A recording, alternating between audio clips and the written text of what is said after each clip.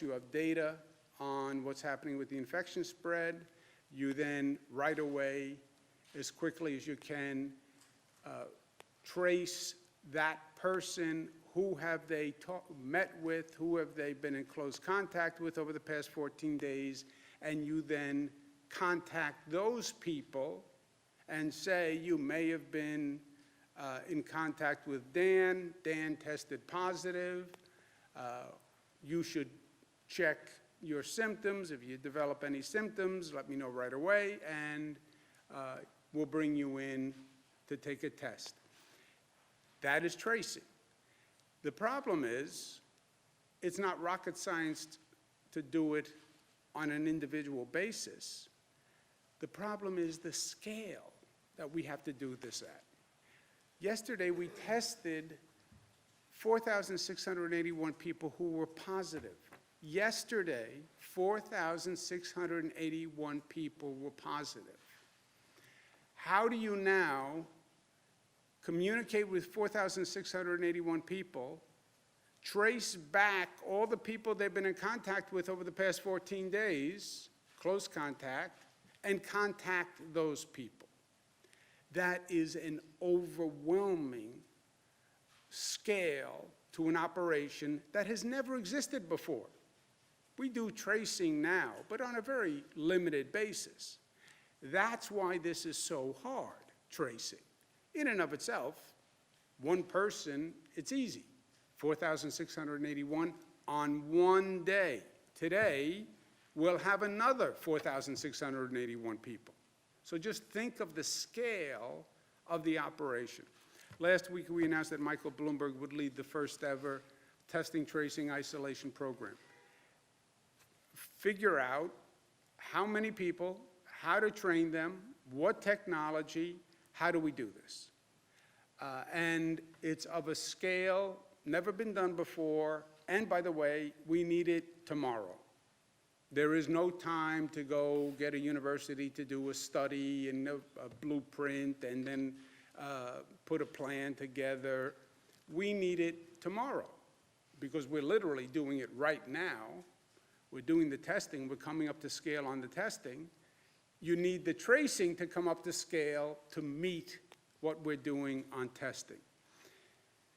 The estimate so far is you need 30 contact tracers for every 100,000 people who are in the affected area. Statewide, that would be about 6,400 to 17,000 tracers, depending on what happens on the testing rate. The more people test positive, the more tracers. The less people test positive, the less tracers you need. So these things are all linked, right? The better you do at reducing the spread of the virus, the fewer people test positive, and the fewer people you need to trace back. But it will require, under any estimate, a tracing army to come up to scale very, very quickly. And Mayor Bloomberg has put together a great team who's going to work on this. He has great talent in his Bloomberg Philanthropy, Johns Hopkins University, working together with the New York State Department of Health. This is that undertaking, and it is massive, and that's why bringing in a person with the talent of Mayor Bloomberg and the experience of Mayor Bloomberg to do this is essential. Where do you get the Army? Well, we have Department of Health employees all across the state.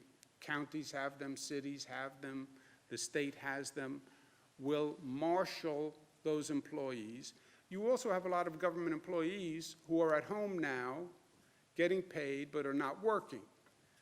What government employees who are now existing, city, state, county, can we deploy to become tracers and then train them, et cetera? After you go through all of that, if you don't have enough, you're going to have to hire people. And then you have to train them right away, because nobody's done this before. They're going to need help. They're going to need technology. They're going to need monitoring. They're going to have to be tested before they can do this. So it's a massive undertaking. And that's why Mayor Bloomberg's involvement and his generosity here is so important. And we want to offer a big thank you to Mayor Mike Bloomberg, who I believe may be joining us by telephone or some technological means. There he is. How are you, Mayor Mike? I'm here. Good to see Governor, you. I'm fine and good. It's good to see you, and I want to thank you for all your good work to lead this great state through this crisis and to deliver facts and data to the public, and also a sense of hope, which really is important. I know your daily press conferences have become must-see TV for a lot of people. And for the record, I thought your advice to fathers on what to say about a daughter's boyfriend was exactly right the other day. Anyways, the question on everybody's mind continues to be, how can we begin to loosen these restrictions and begin reopening the economy? And one of the most important steps we have to take to reopen the economy as safely as possible is to create a system of contact tracing, as you just outlined. When social distancing is relaxed, contact tracing is our best hope for isolating the virus when it appears and keeping it isolated. The governor has recognized that, and since Bloomberg Philanthropies has deep experience and expertise in public health, we're glad to support the state in developing and implementing a contact tracing program. As Andrew said, the contact tracing is a way to identify people who may have been exposed to the virus but don't know it. And doing that requires a lot of well-trained people who are coordinated and managed effectively. It is a very big undertaking just because of the scale.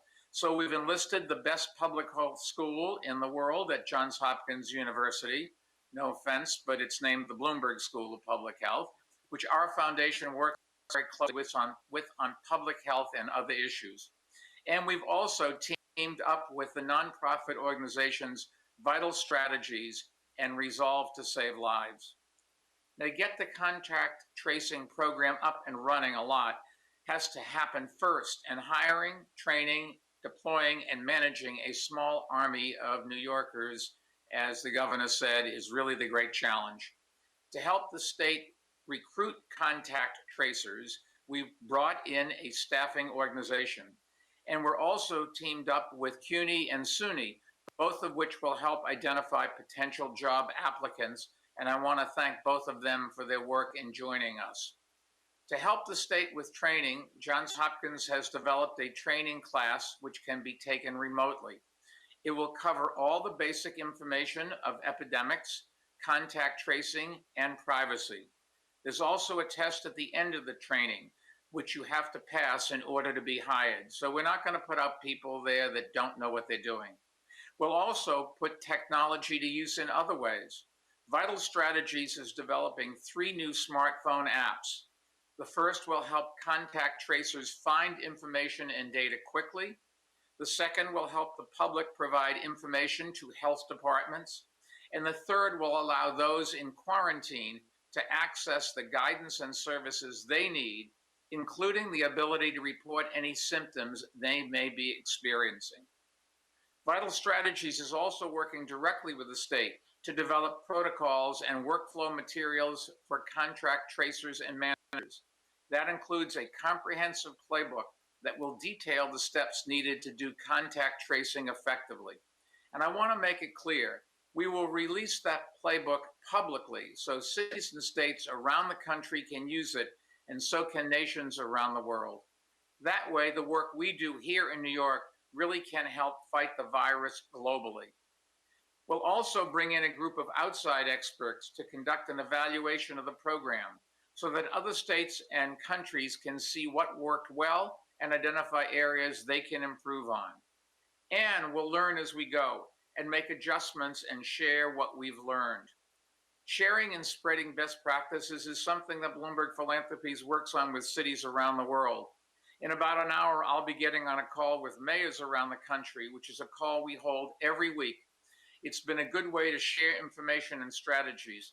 And I know all of the mayors are following the news of the contact tracing program that we are starting here, and that other states have also begun the process of starting. Now, before I turn it back over to the governor, let me just echo something that he has said repeatedly and that really is important to remember. As tough as these times are, we are New Yorkers, and we've been through a lot together, and we're going to get through this together again. So, Governor, back to you, and thank you for everything you're doing. Together, we're going to lick this and get back to a normal life that we can, and we are so proud of the way the citizens of this state are behaving. Thank you all. Thank you. Thank you very much. Thank you very much to Mayor Bloomberg. This is such a great asset for the state of New York and all the people in it. This is a monumental undertaking. You know, so many of these things that we talk about just never existed before. Testing of this magnitude, contact tracing of this magnitude, it's never existed. So we have to design new systems, new approaches to do this. And this problem is bigger than any one of us, but it is not bigger than all of us. And using the expertise and the talent that we have, we get everyone to work together here. We will do this. And the mayor is exactly right. New York,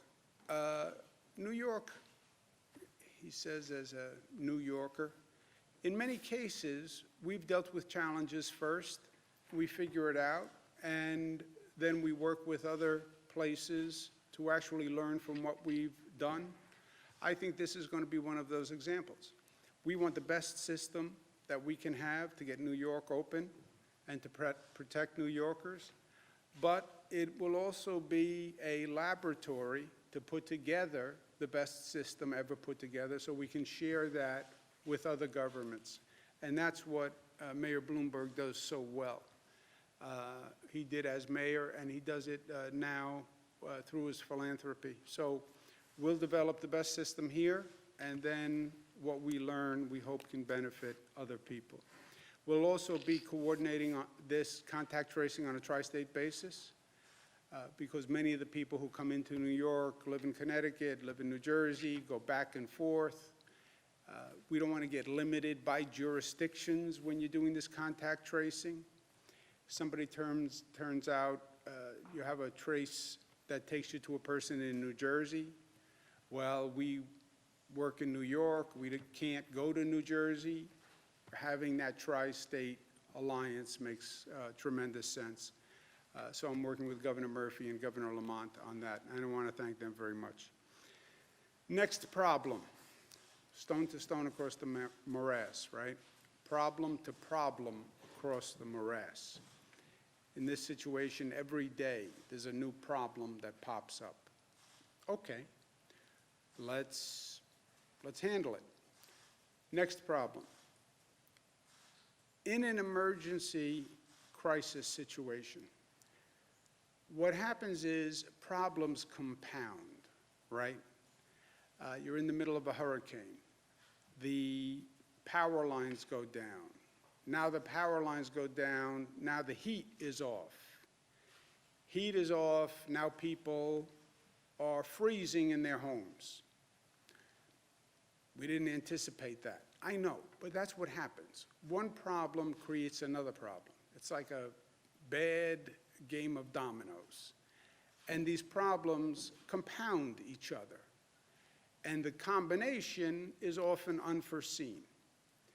We have that now with the New York City subway system. Daily News did a front page story which crystallized it, but it had been happening for weeks, and no one anticipated it. But you have a virus outbreak, and this conditions on the New York City subway system, for a variety of reasons, have rapidly deteriorated. When you think about what happened, you can put it together in the retrospective. The COVID outbreak happens. New York City is a place of density. Subways, buses are a place of density. MTA employees who run that system, care for that system, get sick, call in sick, as they should. They don't want to infect other people. The number of MTA employees comes down. Number of NYPD, New York Police Department. They get sick, their numbers come down. You now have fewer MTA workers, you have fewer NYPD workers on the trains and in the stations. We have now a greater need than ever to disinfect the subways, the buses, and the stations. Why? Because you're in the middle of a pandemic. This is a place of density, and you have thousands and thousands of people going through these subway stations, these turnstiles, and these buses, trains, and ADA vehicles. Because MTA workers are sick, NYPD officers are sick, you have fewer people to monitor and maintain the system. And this all happens in the midst of a public health emergency. At the same time, you have more homeless people who now are on fewer trains, and you have fewer people to outreach to the homeless people. So now you put all of this together. And then, at the same time, we need our essential workers to go to work. I said the other day, I had two great nightmares from day one. Nightmare one, you did everything you did, closed down, et cetera, and you didn't stop the rate of increase of the virus. That would have been a nightmare. Can you imagine if we did all of this and we still saw that virus going up? That would have been a real problem. Second nightmare, the essential workers say, I'm not going to work. I'm not going. The transit operators, the police, the food delivery people say, it's too dangerous. I'm not going. I'm staying home too. You don't have food, you don't have power, you don't have transportation, you don't have electric. Now you see society in a really difficult situation. So we need those essential workers to go to work. I am pushing every day to get our essential workers to go to work, even though they see a lot of their colleagues getting ill. You need those nurses, you need those doctors in very difficult circumstances. That's why I say they are the heroes of today, all the essential workers. How do our essential workers get to work? They need the public transit system. It's true in New York City, it's true all across the state. They need the buses, they need the trains, they need the subways to get to work. We need them, they need the buses, and they need the subways. And we are, as a society, me as the spokesperson for the state, I'm saying to them every day, I need you to do this. I know it's hard, but I need you to do it. Okay, we need them to do it, but what is our obligation? Our obligation is to make sure we're doing everything we can do to keep them safe, right? That's my personal obligation, and it's the collective obligation. You want them to be there to deliver the food. What's your obligation is to do everything you can do to make sure that they are safe while they're doing it. The MTA understood where we were with this global pandemic. They stepped up operations and were cleaning trains and buses every 72 hours, which is an amazing undertaking when you think about it, to clean all those buses and trains every 72 hours. But we know the virus can live for hours or even days on a surface, which means if somebody positive walks onto a train this morning, that virus can be there tomorrow and the next day. That then changes the whole focus of the problem. You want to honor the essential workers. Thank you, thank you, thank you. We'll fly airplanes. We'll have public demonstrations of gratitude. Yeah, even better than that is what you do and how you act. And let's make sure that we're doing everything we can. Let's clean, disinfect those trucks, those buses and trains every 24 hours. Why? Because that's the way we best protect the health of our essential workers, which makes sense if you want the essential workers to continue to come to work.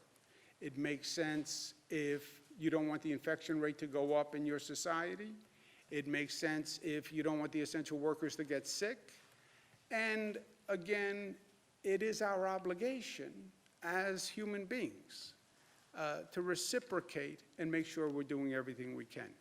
Now, to say disinfect every train every 24 hours is just a task that nobody has ever imagined before, okay? I would wager in the history of public transportation in this nation, you never had a challenge of disinfecting every train every 24 hours. Disinfect, how do you even disinfect a train? You know, we clean trains, but how do you disinfect? This is a whole new process. These are new chemicals. This is new equipment for workers. It's new methods.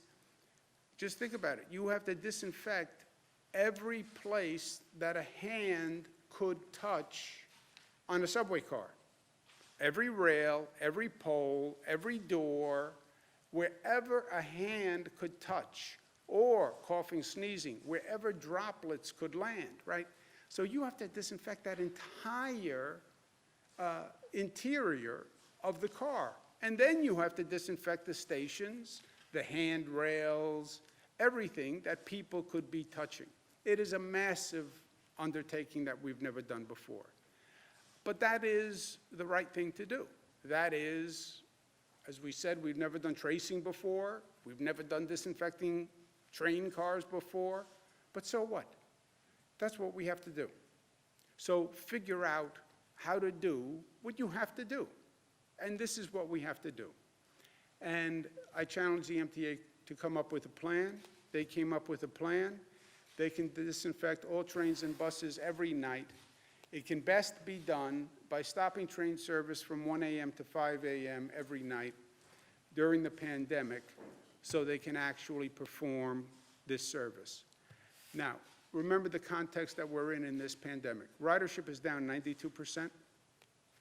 1 to 5 are these slow hours, 1 a.m. to 5 a.m. It's the lowest ridership. Estimate is about 10,000 people ride the system overall during that period of time. So the MTA will launch what they call the Essential Connector Program. They'll have buses, dollar vans, and if necessary, will provide for-hire vehicles to transport a person. The Uber, the Lyft, the Via vehicles at no cost to the essential worker during those hours to provide transport. So people who need transportation during 1 a.m. and 5 a.m. can have it, will have it, even to the extent of a for-hire vehicle paid for by the MTA. Remember, 1 a.m. to 5 a.m., we don't have bars open, we don't have restaurants open, so you don't have a lot of traffic that you would normally have. You do have essential workers who are using our trains and subways, and they will have transportation during that period of time. This is going to be one of the most aggressive, creative, challenging undertakings that the MTA has done. It's going to require the MTA, the state, the city, the NYPD to all work together. It's not that easy to stop train service. You have to close down stations. You have to make sure people don't walk in. Then you have to figure out how to clean all these trains and all these stations. I've consulted with the elected officials on the MTA's recommendation, and we all agree to accept the plan on the Essential Connector Program. The MTA is undertaking something that people would have said was virtually impossible. Trains and buses will be disinfected daily. Service will continue. The MTA will also disinfect the fleet on the Metro North and the Long Island Railroad, which is what goes out to Long Island, goes to the northern suburbs. They can do that without any disruption in service because of the volume of ridership, et cetera. So just think about it. The entire public transit system in downstate New York will be disinfected every 24 hours. This is a joint MTA state-city partnership. We are doing a lot of things here that we've never done before, and I am never one to shy away from a challenge. I don't believe government has that option. I'm never one to say, well, that's just too much, too hard, too ambitious. We can do it. I believe we can do it. I believe we can do anything. I believe we can build bridges. I believe we can build airports. I believe we can defeat global pandemics. But this is as ambitious as anything that we've ever undertaken. And it's going to require a lot of extraordinary service and effort from multiple agencies all working together. The MTA has stepped up by recommending this plan. The state will do whatever it has to do. Big part of this falls to the city, and I've spoken to Mayor de Blasio. It's going to require a lot of assistance from the NYPD. It's going to require a lot of assistance from different city agencies. Again, close down every station, close down the trains. We've never been here before. And I guarantee another 10 things come up when we go to do this that are also unanticipated consequences. So the mayor is really stepping up to the plate here and is doing something that no mayor has ever attempted to do before. We'll all do our part. We'll all work together. But it's a heck of an undertaking for the mayor, and I applaud him for his ambition here in stepping up and taking this on. You know, it's always easier to just say no. It's always easier to say we can't do it, because when you say we will try to do it, now you're changing things, and whenever you change, there's opposition. Every time. So it's always easier just to stay status quo. It's always easier not to risk, to be, not to try to raise the bar, because maybe you can't do it, maybe there will be problems. So it's easier just to say no. It's easier to say this is all we can do, it's impossible. That's not what the mayor is doing here. The mayor is stepping up, and he's stepping up in a big way. And I want to applaud him for it. And I think we have the mayor who is on the telephone or some electronic means. There he is, Mayor Bill de Blasio. Welcome to Albany. Thanks, Governor. It's a pleasure to be with you. Governor, I want to end that last point you made about all of us together, doing something different, doing something necessary, and being willing together to go someplace we've never been before. You and I have talked about this kind of idea a lot over the years. You know, I think when we first met each other, the word disruption was considered a bad thing.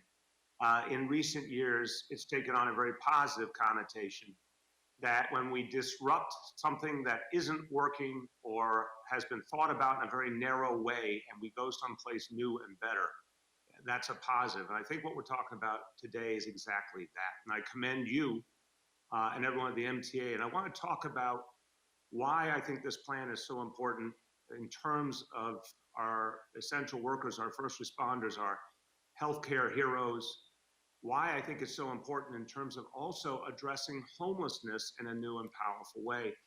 But I first want to say, I want to express my appreciation along with you, really appreciate back on one of your previous topics, the contact tracing, really appreciate that my predecessor, Michael Bloomberg, is stepping up in such a big way for New York City and New York State. And the contact tracing, the test and trace approach is going to change everything. You and I are united in that as well, the aggressive approach. In fact, Governor, New York City right now is hiring 1,000 contact tracers with healthcare background to supercharge this effort.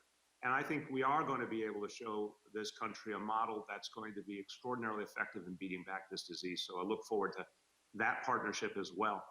But right here on the issue of the MTA, we've all been thrown the biggest curveball in our lives with this pandemic. But look at the consistent heroism of the healthcare workers, the first responders, the grocery store workers, the pharmacists, everyone who came forward. And Governor, I know you feel it too. It's probably the proudest moment we've had as public servants in this state, in this city, watching the heroism of these New Yorkers who have stepped up. Now, we owe it to them to understand their lives. And the notion that they have a daily routine where they go into battle, they go toward the danger, they go where the infection is, which so many people couldn't even imagine, but that's what these heroes are doing. We owe it to them to support them every way possible. You and I have talked many times about the PPEs and the basic protections, but we also owe it to them to be safe on the way to work, on the way back home to their families. So I think what we're doing here in partnership is exactly the right thing to say. We're going to find a way to make our subway system cleaner than it's probably ever been in its history, honestly, and address this crisis in a whole new way. I agree with that, and I commend you for it. And yeah, it took some disruption to say we're going to do something during this pandemic we've never done before, but it makes sense when it comes to protecting our heroes. The second point, homelessness. Look, another issue you and I governed on decades. Well, we know it's been in many ways an intractable issue because there wasn't always an impulse to disrupt. And here is an example of saying, look, we now have found new ways to get street homeless people off the street. And I want to commend Commissioner Dermot Shea and everyone at the NYPD who's really focused on how to help the homeless, Commissioner Steve Banks, everyone at Homeless Services and Social Services, and all those, also those heroic outreach workers. Governor, you know about this work, who go out there day after day to engage homeless people on the streets and the subway, get their trust and get them to come in to shelter and ultimately to permanent housing. This work has always been in some ways stymied by the reality of a homeless person who is struggling with everything they're dealing with, a mental health challenge, a substance abuse challenge, riding the subway all night long. We're New Yorkers, we know about this reality. And it's been put in a stark light by this crisis, like so many other challenges and disparities have. Well, it's an unacceptable reality. And this new plan will disrupt that unacceptable reality and allow us to actually get help to people more effectively. Because if you're not going back and forth all night on a train, then you actually are coming above ground where outreach workers are there to help you, where NYPD officers trained in homeless outreach are there to support homeless people and get them to a better situation. Governor, you know, for decades in this city, somehow homeless encampments were actually tolerated. People thought, oh, it's the kind of thing, what can we do about that? I'm proud to say in the last few years, homeless services, NYPD, nonprofit organizations, we got together and we said, we're not allowing that anymore. We shut them down and we found it actually helped us to get the homeless to the help they need. This is another example of that. So I want to let you know that as we all talked about this idea, and I commend you, your team in Albany, and obviously the team at the MTA, Pat Foy, Sarah Feinberg, it's been a very productive conversation these last few days. And what I think we've come to together is that, yeah, we're going to do something unprecedented. We're going to do something because of an emergency, but we're also going to do something that's going to protect people and offer a new way to get people help who never got enough. And so, Governor, thank you. I think this is a partnership. You're right. It's not going to be easy. No one said it was going to be easy, but you have my full commitment, the commitment of the city, the commitment of the NYPD and all of our agencies. We're going to make this work together. And we're going to be able to look back and say, we did something that actually changed people's lives for the better. And as long as it takes, we're going to stand with you and get this done. Thank you. Thank you very much. Thank you very much, Mayor de Blasio. Mayor made a lot of good points. You're right, Bill. Nobody ever said it was going to be easy, but nobody ever said it was going to be this hard either. And I think the mayor's point is very well taken. Look, we're doing things all across the board here that have never been done before. And I think there are lessons to learn and lessons we'll take with us. Telemedicine, I think, is a lesson we'll take with us. Teleeducation, remote learning is a lesson we'll take with us. A new public health system is a lesson that we'll take with us. And I think we're going to improve and learn from this experience with the New York City transit system, because the truth is, it wasn't working well, or as well as it should before. We did have a problem with the homeless. And Bill is right, Mayor de Blasio is right. I've worked on it all my life. Outreaching to homeless people is very, very hard. And getting them to come in to a place that actually provides services is very, very hard. So this can actually energize the connections with outreach workers in the homeless population. And we've never had to disinfect trains like this or buses like this, and they will be cleaner than ever before. So, global pandemic, but you live, you learn, you move on, and most importantly, you meet the challenge. You meet the challenge. And this is a daunting challenge. And the mayor is stepping into it with eyes wide open, and it takes guts. And it takes courage. And there'll be bumps along the way, I guarantee you. But that's where we are, and that's why we get the big bucks.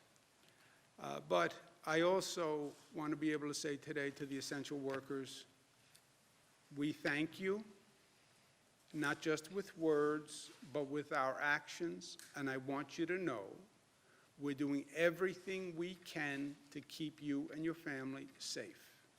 And that's what it means to say thank you. Act with gratitude. Don't just use the words, act with gratitude. They're on those trains. They deserve to be kept safe. They deserve to have a clean, safe ride to and from work, and they're going to have it. And we're going to move heaven and earth to make sure that happens. So, in a challenge, what do? We come together and we rise to the occasion. Never did it before, I know. So we'll do it now, and we'll figure out how to do it. And we've overcome every obstacle that we've been thrown. We have the beast on the retreat. We're making ground every day. We just have to keep it up, and we will, because we are New York tough, we are smart, we are disciplined, we are unified, and we are loving. Questions? Governor, in terms of the subway shutdown, will that be pegged to the on-pause order? Or what are the exact parameters for that shutdown? No, it has nothing to do with the on-pause order. It goes into effect, when is the effective date? Morning hours of Wednesday, May 6th. Governor, thank you. Yes. And on the on-pause order, when do we expect a decision on that vis-a-vis schools and other Before, factors? I said by the end of the week. When you asked earlier this week, I said by the end of the week. Likely Nothing changed. Likely tomorrow, we would anticipate? That's the end of the week, unless you have a different calendar at the New York Times. I do not. Okay. Questions. The first is, what's your response to criticism that Seattle was quick to respond to the coronavirus while you and Mayor de Blasio were not as quick? What's your response to that criticism? It's factually wrong. No state moved faster at the time from the first case to total shutdown. If you count days, no state moved faster from the first case to total close down. It's March 1st to March 19th. And no state at that time moved faster. So, period. And if I could also make another point on that. The emphasis at the beginning of this was on the West Coast. They did the China travel ban. They stopped the international flights that were coming into the West Coast. What they didn't do was shut down the international flights coming to the East Coast. Where did the flights from Europe come? New York and Newark. Where are you seeing the problems with the cases? New York City, northern New Jersey. We now know, based on reporting from the New York Times in the last several days, there were at least 10,600 cases in New York City before we even knew of our first positive case. So while the federal government focused on the West Coast and closed down travel that was coming into the West Coast, and they had their first cases in January, and California did their shutdown on March 19th, They didn't close down travel to Europe until I think it was March 16th. We now know there were at least 10,600 cases in New York. I'm betting that number is higher. By the time we got our first positive case confirmation on March 1st, and as the governor said, we shut down fully by March 20th. And between March 1st and March 20th, we shut down schools, colleges, casinos, movie theaters, bars and restaurants. We did it on a tri-state basis and with literally zero guidance from the federal government. Yeah, also, just, look, I'm not big in pointing fingers or doing Monday morning quarterbacking, especially when you're in the middle of the game. But the Times, you go back and look, they didn't write an editorial saying we should close down until after I closed down, right? The sources they quote saying, well, maybe we should have closed down earlier, after that said, oh, there's no evidence that says close down of schools, for example, makes a difference. So, you know, if you don't have to be consistent, then it's easy to raise a point.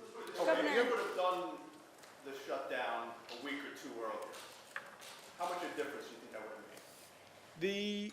Look, depending on who you talk to, people would say, well, you'd get a range, but people would say, you had cases coming here from Europe, which nobody knew. We had something like 2 million people coming from Europe because the virus went from China to Europe and then came here from Europe.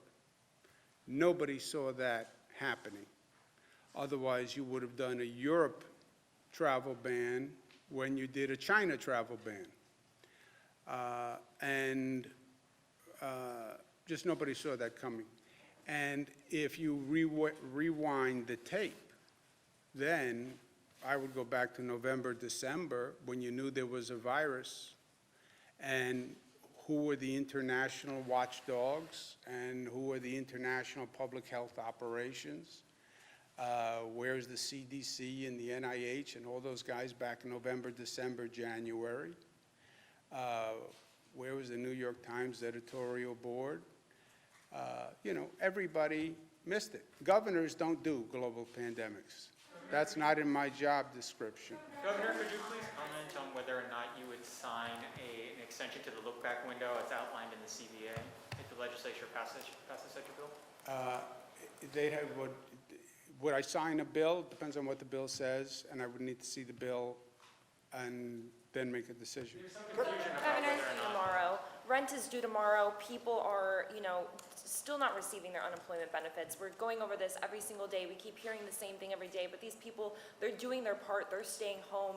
What kind of rental assistance can the state provide, and what sort of steps can the Department of Labor do to kind of help these people and move this process along faster? Yeah, we're doing everything we can to move the unemployment checks faster. Every state is dealing with this. If you look at our state's processing of checks, it's actually way ahead of what other states are doing, most other states. Also, we're still dealing with the last legislation that was just passed by the federal government that had a new program that had to be implemented. But on housing, no one can be evicted for non-payment of rent, period, end of story. You cannot be evicted for non-payment of rent. We did that by an executive order. That executive order has weeks left to run. So I'm not saying people shouldn't pay the rent. You should pay the rent if you can pay the rent. But if you can't pay the rent, you're not going to be evicted. When we get to the end of that period, then we'll have to figure out what to do, because you don't want to have a situation where nobody pays rent and then landlords start walking away from buildings either, right? That would make a bad situation worse. Now, I know the state is broke, but states like Montana, for example, they provided their, now completely different sort of scenario, but they did provide some of their residents with rental assistance. Is that something the state can do? Yeah, if I were the state of Montana, I would do that too. But we're not. We have a $13 billion deficit. Governor, do you have preliminary test results back from fire department, police department, transit workers that were done? And also a question for Dr. Zucker. Some doctors are concerned about toxic shock in children. Is there a connection between coronavirus and that? Toxic shock, let me refer that to Dr. Zucker. So what the virus seems to affect different parts of the body. We know it affects the lungs. We also know it affects the lining of the blood vessels. What we have been seeing is that there are some children who may have an inflammation of those blood vessels, and they're developing a toxic shock-like syndrome. I've spoken to the medical directors of our major medical centers. There are a handful of kids that they've noticed. It's rare. It's been reported overseas. I've spoken to the experts across the country about this as well. Governor, in terms of the contact tracing, if someone who is tested positive for coronavirus took the subway a few days before or went to the supermarket, how do you alert, and can you alert all the people that were in either of those? You do the best you can. They call you up. Now remember, it's not, you can theoretically be infected if the person didn't have a mask, if you inhale droplets, et cetera. But what they do is they interview you, they come up with the people who you believe you were in close contact with, family members, et cetera, people you went to dinner with, et cetera, and then they go down that list. And that's why this task becomes so big so fast, right? 4,600 people yesterday test positive. You're one of those people. I call you up. Let's go over the past 2 weeks of your life. Pull out your journal and your phone and your calendar. Who did you see? Who were you at dinner with? Who did you embrace? Do you have a significant other? And you then would come up with a list of 20 people. And then you have to call all those 20 people and say, by the way, you may have been infected, and let me know if there's any symptoms. Call me back. Here's my text. Go to this website. Go to this app. I mean, it's a massive, exponential explosion of numbers of people. And you do the best you can, because every positive you find, you then go to isolate. What does isolate mean? And that's also another tree. Isolate means you have to be isolated so you don't infect anyone else. Where do you live? Well, I live in a house and I have 4 other roommates, and I'm afraid I'm going to infect my roommates. That's a problem. We'll find a hotel that you can stay at where you'll be isolated so you don't infect your roommates, right? Or you can stay at home, my brother's case, lock him in the basement and throw away the key. But you then have to have a house where you can be isolated that way. So you then need isolation facilities for those people who need an isolation facility. So you have to identify hotels, et cetera, with a number of rooms for those isolation people. That's why none of the steps is hard. It's the volume and the scale of all of these steps taken together, getting the testing up to 40,000 tests per day. 40,000 tests per day generate 5,000 positives. Each one of those positives has to go through tracing. Every one of those positives that needs isolation has to be placed in an isolated room. I mean, it just explodes. For instance, like, it's everyone in this room, but I also went to Target yesterday and came into contact with whoever was at Target at that time. Like, how do you? If you can't, they have some really high-tech apps where they trace your cell phone to see what other cell phone hits were near yours. That raises a lot of questions also. But if it was just, I don't know that we've gotten to this level of detail, but my instinct is if it's just you were in Target and you don't know any names of who you came in contact with, I don't know what you would do with that. You've mentioned that New York does have COVID positive only overflow facilities, and that would be a good option for nursing homes.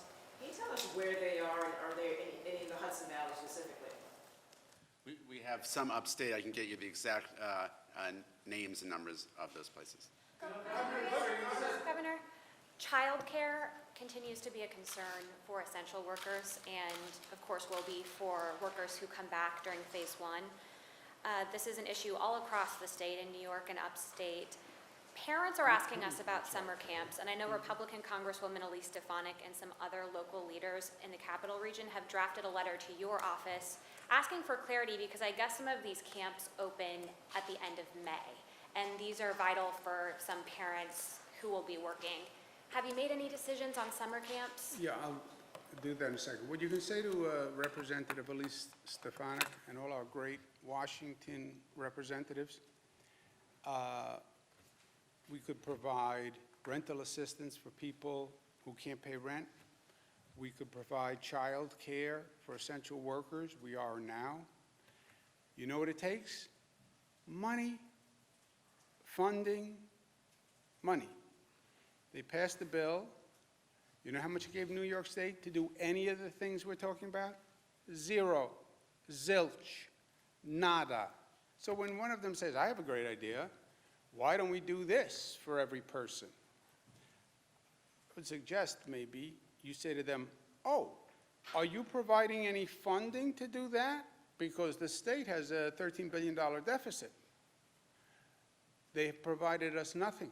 Nothing for police, nothing for firefighters, nothing for schools, nothing for teachers, nothing for rental assistance, nothing for the massive governmental operation we have to put together with all of these things. Nothing. So yeah, you can do a lot of good things, but you need funding. Do you know about summer camps? So as we phase in and decide on reopening in certain parts of the state, one thing we're looking at is looking at whether or not we're going to have daycare, what kinds of childcare will be provided, and whether camps will be able to open for the purpose of providing childcare to the extent that we're putting people back to work in a limited basis. But those are part of those discussions right now. Let's do another two. Who hasn't asked a question? Another two. Sorry. Governor, there was... All right, 1, 2. Okay, so there were reports yesterday in a Brooklyn funeral home that there were stacked bodies, they were leaking, they were kept in unsanitary conditions. Wondering what the state health department is doing to investigate that. Were there complaints prior to yesterday, and will any penalties be issued for this home? We are investigating that funeral home. There were no complaints about that funeral home to the Department of Health in the past, and we have issued guidance out to all the funeral homes that we will not tolerate any of that kind of behavior. What kind of penalties will be faced? And also, why were these bodies kept in unrefrigerated trucks? That's part of the investigation, and there's always fines and suspensions, and we will enforce this as much as possible. Do you know where these bodies will be taken? Looking into that. Obviously, the funeral home shouldn't have done that, right? What do you think about Yesterday, my boss spoke to the CEO of Albany Med about reopening for elective surgeries. Dr. Dennis McKenna says that they can and should, in this area, reopen because it's serving the community. Just because it's elective, that doesn't mean it's unnecessary. And he says they also operate at about 95% capacity, so 70% is not sustainable. Is that something you're willing to review for the Capital Region? We have reviewed it. We do review it for every region. Again, it's just the numbers. You look at the state, we have different numbers across the state. I know the hospitals want to get back to elective surgery. Many of them are under real financial pressure, and elective surgery is one of the places where they make money, frankly. In those parts of the state where we know we have hospital capacity, then we've opened them up to elective surgery. We do have a buffer on the capacity, because if you go up to 95% capacity in a hospital and you have a COVID outbreak, then what happens? Then you're right back to where we started, which is scrambling all across the state to try to find the bed, to try to find PPE. So we have a built-in buffer. You can go up to 70%, but you have to leave 30% for a buffer in case that COVID number spikes. And remember, how do you track the COVID number? We're doing testing more than ever before, but this is an imprecise science. We're doing antibody testing, but the antibody testing actually operates on a 2-week lag. The antibody testing is telling you who got infected 2 weeks ago, right? And now has the antibodies. To have the antibodies, you had to recover from the virus. So like my brother now has the antibodies. Yeah, but it was 2 weeks. So let's not make the same mistake, or let's learn the lesson of what we went through. You need a buffer on the hospital system, and that's why we say 70 to 30. Different regions in the state are not out of the woods yet. And it's don't get cocky, right? That's a lesson in life. Don't get cocky, don't get arrogant.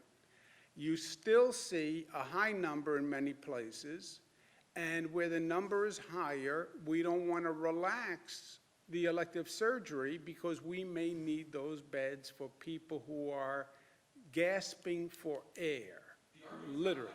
The argument he's making is that if you neglect these other needs that they have, you could be delaying or further exacerbating other medical issues that are not being addressed because there's no hospital in this area except for in Saratoga County who is doing elective procedures. Yeah, well, worst case scenario, you go to Saratoga County if you really have to go now. But we don't want to be in a situation where we have a COVID outbreak and we have no hospital beds. That would be the worst. Thank you, guys.